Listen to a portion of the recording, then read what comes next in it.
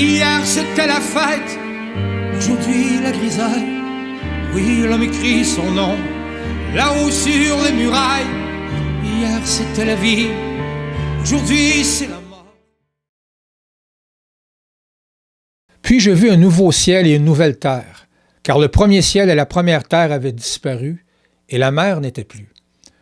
Et je vis descendre du ciel, d'auprès de Dieu, la ville sainte, la nouvelle Jérusalem, préparée comme une épouse qui s'est parée pour son époux. Et j'entendis du trône une voix forte qui disait « Voici le tabernacle de Dieu avec les hommes. Il habitera avec eux, et ils seront son peuple, et Dieu lui-même sera avec eux. Il essuiera toute larme de leurs yeux, et la mort ne sera plus. Il n'y aura plus ni deuil, ni cri, ni douleur, car les premières choses ont disparu. Et celui qui était assis sur le trône dit « Voici, je fais toutes choses nouvelles. » Et il dit « Écris, car ces paroles sont certaines et véritables. » Chers amis, bienvenue à Eva en ligne.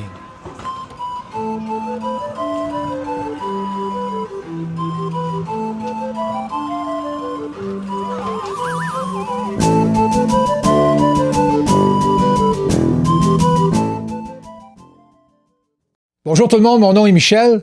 Alors aujourd'hui, le 3 juin 2020, le moins qu'on puisse dire quand on regarde ce qui se passe du côté américain, chez nos voisins du Sud, c'est que leur société traverse une période de grand chambardement. Une période de grand chambardement dans laquelle, évidemment, il y a beaucoup de détresse sociale. Les images que je vous ai présentées au début de la vidéo parlent d'elles-mêmes. En fait, quand on voit qu'une population reste dans la rue pendant autant de jours et de nuits et qui manifeste à cette intensité-là, je pense que c'est un signe que les gouvernements doivent commencer à écouter sérieusement les frustrations du peuple, les demandes du peuple. Cela étant dit, il faut prendre, je pense, en considération que la majorité des gens qui sont dans la rue pour manifester sont là avec des intentions pacifiques. En fait, ces manifestations pacifiques-là, encore une fois, sont qualifiées d'émeutes par les journalistes parce qu'en réalité, ils sont infiltrés par une poignée de jeunes anarchistes qui sont juste là pour attiser la violence de la foule. Ce qui est ironique là-dedans, c'est que ces jeunes anarchistes-là, souvent, ils vont aller protester contre le système capitaliste, mais ce sont les premiers à défoncer les commerces pour sortir des télévisions de 55 pouces puis des ordinateurs. Cherchez l'erreur. Petite anecdote en passant, lors de mes années folles à Québec, dans ma jeune vingtaine, je me souviens très bien d'un soir de Saint-Jean-Baptiste où j'ai observé, sur la rue Saint-Jean, dans le Vieux-Québec, une foule complètement en délire, justement, qui s'est livrée à du pillage puis à du saccage partout sur leur passage. En vérité, 95% de cette foule-là que j'avais vue ce soir-là, 2 heures avant le concert gratuit sur les plaines d'Abraham, d'où ils arrivaient, n'auraient jamais pensé 2 minutes dans leur tête se retrouver au milieu d'une émeute où eux-mêmes participeraient à piller les commerces et à saccager tout ce qu'il y avait sur leur passage. L'idée là-dedans, c'est que c'est un mouvement de foule. Vous en avez sûrement déjà entendu parler. Plus la foule est grosse, plus le quotient intellectuel de la foule est basse. Ça a l'air rigolo à dire, mais c'est vrai. En fait, on dirait plus la foule est grosse, plus leur capacité à discerner puis à juger est comme amoindrie. Imaginez avec l'alcool en plus, imaginez quand c'est des jeunes en plus, tout ce que ça avait pris ce soir-là, et c'est encore la même chose présentement aux États-Unis, c'est une poignée de jeunes agressifs pour contaminer le reste de la foule, et là, boum, on perd le contrôle, et ça peut être très, très laid. Maintenant, dans le cas qui nous concerne, j'aimerais vous rappeler, bien que la plupart d'entre vous le savez déjà, qu'à l'origine, les gens manifestent pour dénoncer un acte de brutalité policière répugnant qui, manifestement, en plus, est teinté d'un racisme totalement inacceptable en 2020. Mais malheureusement, le problème de racisme aux États-Unis est extrêmement complexe. Je ne pense pas vous apprendre grand-chose en vous disant ça. Écoutez, l'esclavage aux États-Unis, ça remonte au 17e siècle. Et même si je suis le premier à reconnaître que ce sont les Blancs qui sont allés chercher des Africains de force pour les amener aux États-Unis pour en faire des esclaves, là où on est rendu aujourd'hui en 2020, le problème est devenu tellement complexe qu'il y a des gens de mauvaise foi des deux côtés. Maintenant, ce qu'on a vu, ce qui a déclenché les émeutes, je comprends que ce n'est pas des Noirs qui ont commencé le problème. La vidéo est assez claire. Mais il reste que tout ce que ça pourrait prendre, selon moi, pour qu'un jour les États-Unis puissent en arriver à régler ce problème de racisme-là, c'est rien de moins qu'un miracle. Ça va prendre un miracle aux États-Unis pour que le problème se règle de façon, je dirais, même pas définitive, mais juste pour qu'il y ait une grande amélioration qui ferait en sorte qu'on cesserait à tous les mois de voir des scènes comme on a vu dernièrement. Maintenant, le seul moyen pour en arriver à un miracle, selon moi, c'est dialogue et prière.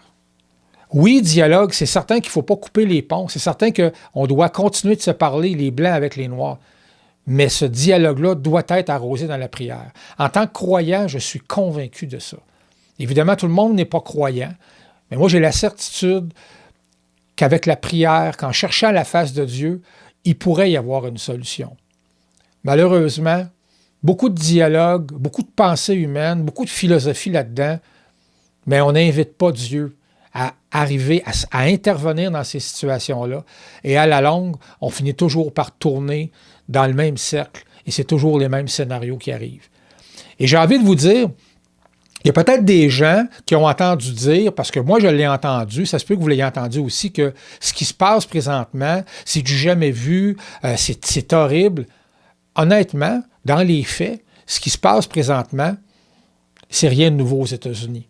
Là, c'est parce qu'on vient de sortir du coronavirus, et là, il y a eu toutes sortes de théories du complot. Il y en a qui amalgament les deux événements. Ils vont dire, bon, voilà ça, il y a eu le coronavirus aux États-Unis, il y a eu la COVID, le confinement, la crise sociale qui s'en est suivie, et là, boum, les émeutes. Il n'y a rien de ça qui est organisé. En fait, c'est encore un problème qui se répète, comme je vous ai dit tantôt. Et aux États-Unis, des émeutes violentes, raciales, il y en a depuis toujours.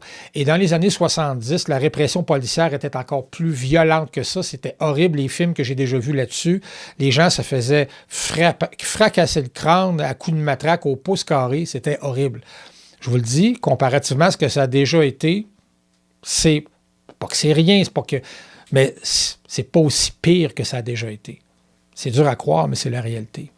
Et si j'avais un autre commentaire à rajouter sur cette situation-là, c'est que malheureusement, et ce que je vais vous dire là, je suis conscient qu'il y a beaucoup de pasteurs ou d'hommes de Dieu qui n'osent pas s'aventurer sur ces terrains-là. En fait, je vais vous dire un peu le fond de ma pensée là-dessus. Chacun, sa façon de voir les choses. Moi, je respecte les gens, mais je pense qu'à un certain moment donné, qu'on soit pasteur ou pas, on a le droit de dire notre opinion et je ne veux pas faire de politique. En fait, c'est peut-être ça que les gens essaient d'éviter à tout prix. Moi, je ne veux pas faire de politique. Je veux simplement poser, je vais le dire, un jugement moral sur le comportement de certaines personnes là-dedans. Nommément Donald Trump, qui est le président des États-Unis. Je ne trouve pas qu'il a une attitude présentement de président qui prononce des paroles d'apaisement pour calmer le jeu. Je trouve au contraire, si vous suivez l'actualité avec ses tweets qui jettent de l'huile sur le feu, jamais une fois il n'a dit qu'une vie noire, ça avait autant de valeur qu'une vie blanche ou qu'une vie d'Asiatique ou qu'une vie de Mexicain. Jamais. Tout ce qu'il fait, c'est dire que si ça continue le pillage, on va tirer dans le tas. Le genre de déclarations comme ça, vous savez où je veux en venir, vous les avez probablement entendues vous aussi. Alors, avec un homme comme ça à la tête du pays, quand il arrive des situations comme ça, malheureusement, je pense que le pays présentement aurait besoin d'un leader beaucoup plus digne, beaucoup plus mature, beaucoup moins porté vers les déclarations incendiaires pour venir jeter de l'huile sur le feu puis amener encore plus de division dans le pays. Voilà, c'est mon opinion. Tout le monde n'est pas obligé d'être d'accord avec moi, mais je pense que ça doit être dit. Même si on n'est pas d'accord avec les présidents d'avant, je ne me souviens pas d'avoir, de mon vivant, eu l'expérience d'un président américain aussi provocateur puis radical que ça. Je suis obligé de le dire. Et même si je vous dis ça, ça ne change pas mon opinion. Le message de la semaine passée, je vous disais que Dieu peut utiliser n'importe qui pour faire avancer son plan, même quelqu'un comme Donald Trump. Alors, je vous dis mon opinion personnelle, mais je n'ai aucune idée, évidemment, du plan de Dieu précisément, puis pourquoi Trump est président des États-Unis plutôt qu'un autre. Je pense que Dieu est encore au contrôle de la situation, mais il reste qu'on a le droit quand même d'appeler un chat un chat. Il reste que l'objectif de ces vidéos-là qu'on met en ligne à chaque semaine, moi puis Marc, c'est de vous encourager. Puis c'est de m'encourager avec vous aussi, parce que j'ai besoin autant que vous d'encouragement.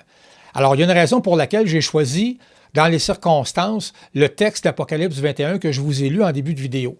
Donc, on va le relire ensemble, puis on va le regarder de plus près ensemble.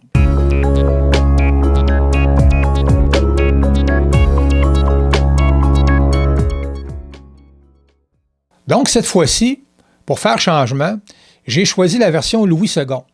Alors, je vous ai habitué à la version Summer dans mes derniers messages, mais je trouvais que dans Second, cette fois-ci, le texte était un peu plus, je dirais, percutant. Alors, on va commencer à le relire ensemble, Apocalypse 21 au verset 1. Premier verset. « Puis je vis un nouveau ciel et une nouvelle terre, car le premier ciel et la première terre avaient disparu, et la mer n'était plus. » Je ne sais pas pour vous, mais moi, ce texte-là d'Apocalypse 21, je trouve que c'est un des plus beaux textes de la Bible.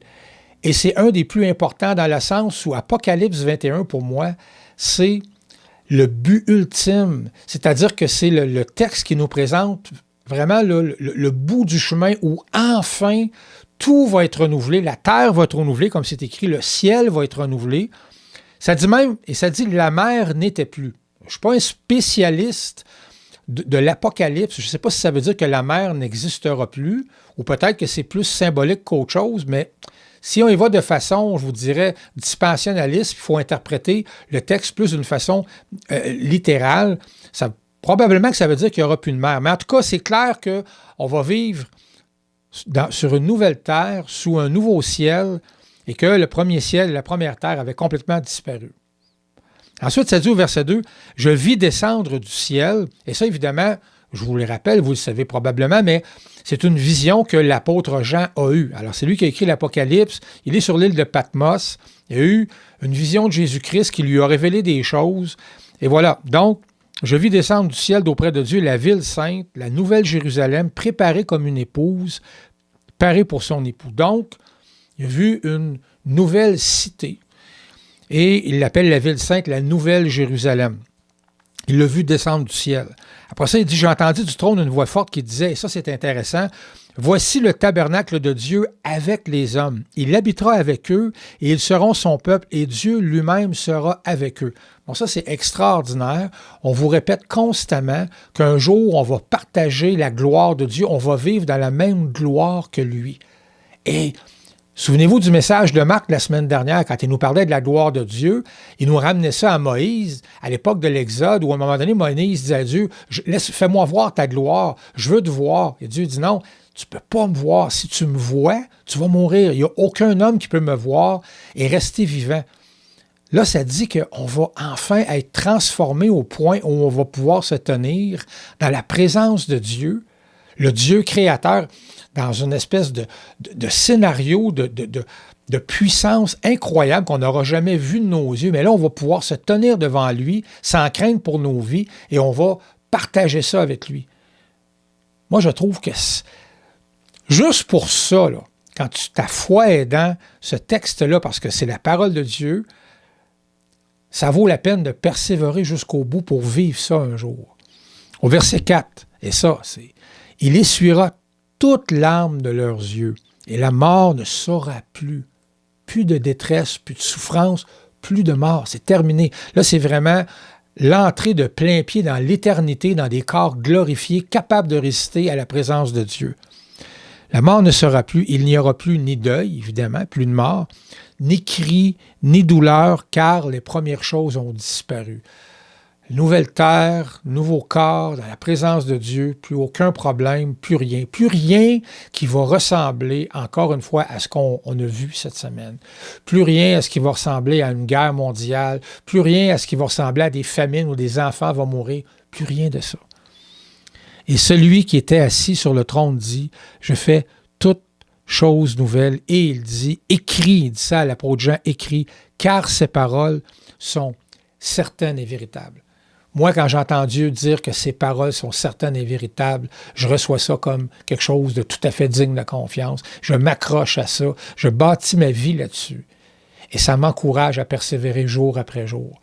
Même quand je trouve que le combat est difficile contre ma propre chair, quand je trouve qu'il m'arrive des épreuves quelquefois qui sont, j'ai l'impression qu'ils vont me submerger, Je m'accroche à ça. Je m'accroche à ce texte-là. Mon premier album, je l'avais appelé Projet A21, dans le sens de Projet Apocalypse 21, parce que même comme jeune chrétien, quand je lisais ça au tout début, j'avais tout de suite saisi que, wow, on a un avenir glorieux à cause de ce que Jésus-Christ a fait à la croix. Et moi, c'est à ça que je m'accroche. Et c'est à ça que je vous encourage encore cette semaine. On ne lâche pas, les amis. Continuons. Persévérons dans la prière, persévérons dans l'intercession, persévérons dans la lecture de textes comme ça qui nous poussent par en avant, qui nous gardent sur nos pieds et qui nous donnent envie aussi de communiquer ça à ceux autour de nous qui ont besoin d'en entendre parler. Chers amis, c'est déjà la fin du message. Je vous remercie de m'avoir écouté jusqu'à la fin. Encore une fois, je suis présentement en attente de retourner au travail. Peut-être que la semaine prochaine, je ne pourrai pas vous livrer un message, mais si je retourne au travail, je vais m'organiser peut-être pour en faire un, mais moins long, peut-être juste un petit 5 minutes, une capsule. En attendant, que Dieu vous garde, que Dieu vous bénisse. Merci d'être là. Je vous aime tous. Merci, à la semaine prochaine.